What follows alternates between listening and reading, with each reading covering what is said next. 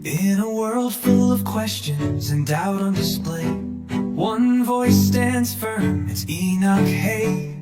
Open your mind, let the scriptures say, truth in 15 minutes every day. 15 minutes with Enoch Hay. Bible truth in a powerful way.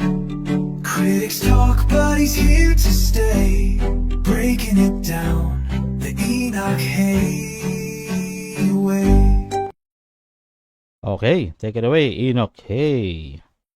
Good evening again. Ang ating tatalakay ngayong gabi sa 15 minutes with Enoch ay ayon kay Ginoong Soriano, si Apostol Judas Iscariote ay wala raw puwang sa langit. Yon.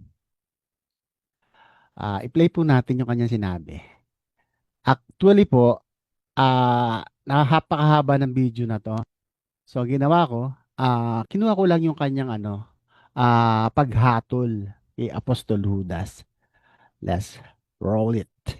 So where is Judas now? He is in the grave because he died, killing himself, committing suicide. He was interred by the people of his era and is awaiting for the final judgment. He is neither in heaven or in hell, but I'm sure he will not go to heaven. Why? Because the Lord Jesus Christ expressly said that he is the son of perdition. No son of perdition will go to heaven. Judas Iscariot do not have any place in heaven. But he is most welcome in hell because he is the son of perdition. So, Ay po, malinaw na po ang kanyang paghatol. Siya po ay isang mangaral ng isang sekta ng Kristiyano, pero hinatulan niya ang isang apostol na pinili ng Panginoong Jesucristo. Kaya, totoo ba na walang puwang sa langit si Apostol Judas Iscariote? Totoo ba? Yung kanyang conclusion niya ba yun? O talagang hinatulan niya eh? Walang lugar sa langit. So, una, bigyan natin ng introduction. Sino po ba si Apostol Judas Iscariote? The name Judas is the Greek rendering of the Hebrew name Judah, which means phrase or phrase. The Hebrew name Judah comes from the root YDH, which means to thank or to praise. In modern times, his name is often used synonymously with betrayal or treason. So, sa panahong ito, ginagamit ang kolokyal na salitang Judas as a traitor. Naghudas ka, who does not pay, etc., etc. So, Judas Iscariot died around 30 to 33 AD according to Christianity's four canonical Gospels. A first century Jewish man who became a disciple and one of the original 12 apostles of Jesus Christ. He received the power to heal the sick, raise the dead, and drive out demons. So yan po, binigyan po siya ng kapangyarihang magbuhay ng mga patay, magpagaling ng may sakit, mag-cast out ng mga demonyo na hindi naman nagawa nung humahatol sa kanya na siya ay walang puwang sa langit. At ang binibigyan din dito ay siya raw ay son of perdition. Yung bupang son of perdition, yung anak ng kapahamakan. Totally, marami po siyang ibinigay na mga sitas na hindi ko na masyadong kinuha dahil actually wala naman po talagang kinalaman. So kinuha ko lang yung dalawang sitas, yung 1:12:6 at saka 1:17:12 na ginamit niya, gaya ng 1:12:6 na si Apostol Judas Iscariote ay magnanakaw. Ito'y sinabi nga niya hindi sapagkat ipinagmamalasakit niya mga duka, kundi sapagkat siya ay magnanakaw. Then sa 1:17:12, ang sabi ni Kristo, samantalang ako'y sumasa kanila, ay iningatan ko sila sa iyong pangalan, yung mga ibinigay mo sa akin at sila'y binantayan ko at isa man sa kanila'y walang napahamak, kundi ang anak ng kapahamakan upang matupad ang kasulatan. Dito po nag-concentrate ang ilang mga mangangaral na anak ng kapahamakan, son of perdition. Ang karamihan sa kanila, ang interpretation po rito ay eternal condemnation. So kung uunawain nyo yung 17:12, ang sinasabi rito ay ni Kristo, samantalang ako'y suma sa kanila. Yung kasama si Kristo sa lupa, ay iningatan ko sila sa iyong pangalan, yung ibinigay mo sa akin. So sino po yung ibinigay? Yung 12 ibinigay ng Ama kay Kristo. At sila'y binantayan ko, at isa man ay walang napahamak, kundi ang anak ng kapahamakan, upang matupad ang kasulatan. Ayun naman pala upang matupad ang kasulatan. Hindi dahil talagang may kasalanan siya. Ang pangyayari kay Apostol Judas na pagtatrahidor ay upang matupad ang kasulatan. At yung nangyari ay kapahamakan sa laman. Kasi siya ay nagbikti sa abang kalagayan. 'Di ba? Ang sabi, at sila'y binantayan ko, at isa man sa kanila'y walang napahamak.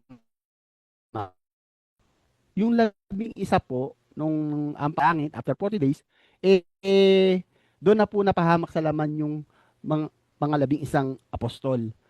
At si Apostol Juan lang ang hindi napahamak sa laman at namatay ng naturalesa. Kaya kung titingnan natin, maraming mali ng interpretation sa anak ng kapahamakan. Ang kapahamakan tinutukoy po rito ay kapahamakan sa katawan lupa. So, upang matupad ang kasulatan. Ano ba yung natupad yung kasulatan? Sabi sa makano niya, pagkakakita siya natulan ay nagsisi. Nagsisi po, tandaan niyo, nagsisi si Apostol Judas. At isa na uli ang 30 putol na pilak sa mga pangulong saserdote sa matatanda. So, 10 naganap ito sa aklat po ni Zacarias. Sabi, at sinabi sa kanila, kung inayon ang at kung hindi iyo pabayaan sa kanilang napilak. So, Zacarias 11:12-13, at sinabi ng Panginoon sa akin, ihagis mo sa magpapalyok ang mainam na halaga na aking inihalaga sa kanila. At aking kinuha ang 30 putol na pilak at inihagis ko sa magpapalyok sa bahay ng Panginoon. You see, sa panahon pa lang ni Zacarias, nangungusap na yung nangungusap na yung Apostol Judas Iscariote sa pamamagitan ni Propeta Zacarias. Yun po. So, ano pa po yung hula para kay Apostol Judas? Tingnan po natin sa Juan 13:18. Hindi kayong lahat ang tinutukoy ko. Kilala ko ang aking mga hinirang. Dapat matupad ang kasulatan, ang kumakain ng tinapay na kasama ko, ang siyang nagtaas ng kanyang sakong laban sa akin. Saan po matatagpuan yung propesiya na yon? Sa Awit 41:9. Ang sabi, oo, ang aking kasamang kaibigan na aking tiniwalaan na kumain ng aking tinapay ay nagtaas ng kanyang sakong laban sa akin. So clear na po tayo ng ang Apostol Judas Iscariote ay napahamak sa laman upang hindi pahamak dahil siya po ay danyang naturalesa o ayon sa kanyang will, kundi upang matupad ang kasulatan. Iyon po, malinaw. So, yun po ba ay kung titingnan natin, may tinasabing bagay ng Diyos at bagay ng tao.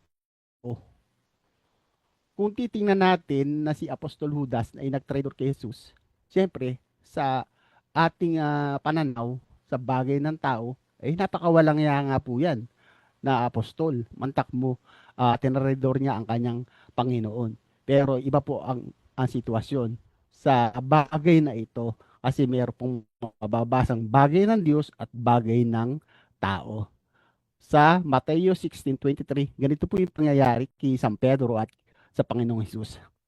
Datapot lumingon siya at sinabi kay Pedro, lumagay ka sa likuran ko, Satanas, ikaw ay tisod sa akin sapagkat hindi mo pinag-iisip ang mga bagay ng Diyos o yung mga bagay ng tao. Bakit po sinabi ng Panginoon kay San Pedro na yung bagay ng tao ang iniisip niya? Kasi po sa senaryong ito, nagsasabi ang Panginoon na siya ay papatayin, pero sabi ni San Pedro, hindi po mangyayari, Panginoon, ito. At doon nga ay ang iniisip ni San Pedro ay ang bagay ng tao o katuwiran ng tao, hindi ang bagay ng Diyos o katuwiran ng Diyos.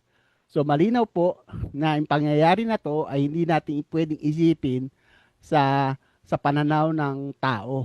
Itong nangyari kay Apostol Judas Iscariote. Ngayon, meron pong mababasa naman sa Mateo 19:28, meron pong ganitong pagkakataon na sinabi.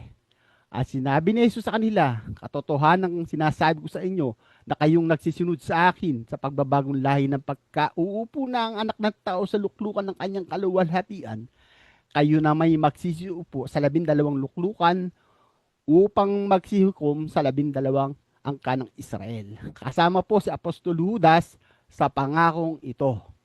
Sinabi po ito sa 12 at sinasabi po ng Panginoon, katotohanan ng sinasabi ko sa inyo. Inyo. Katotohanan. Wala pong kasinungalingan. So kasama po si Apostol Judas Iscariote na sanibihan at ito po ay inulit sa Lucas 22:30 na maghukom sa 12 lipi ng Israel. So malinaw po. Ngayon, sa pananaw po ng Iglesia Katolika, mayroon pong pananaw si Pope Benedict XVI about Apostol Judas Iscariote. Sabi niyo pa sa nalathala sa Opus Dei website, the mystery of Judas Iscariot. Judas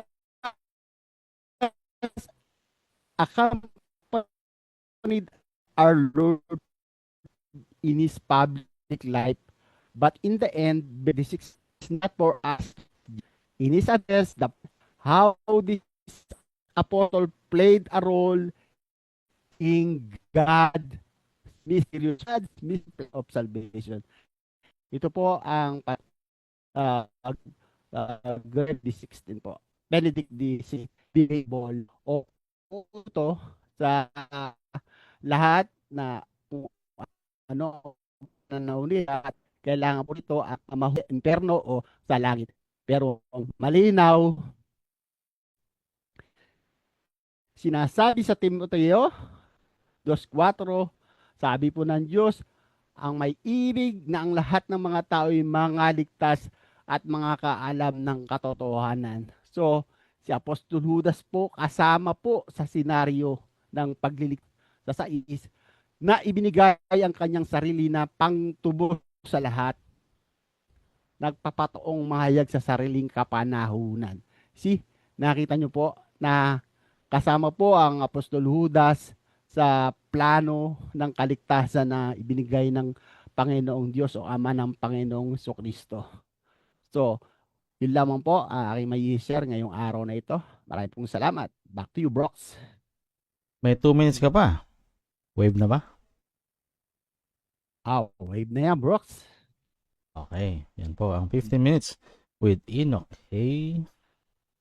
In a world full of questions and doubt on display, one voice stands firm, it's Enoch. Hey, open your mind, let the scriptures say truth in 15 minutes every day.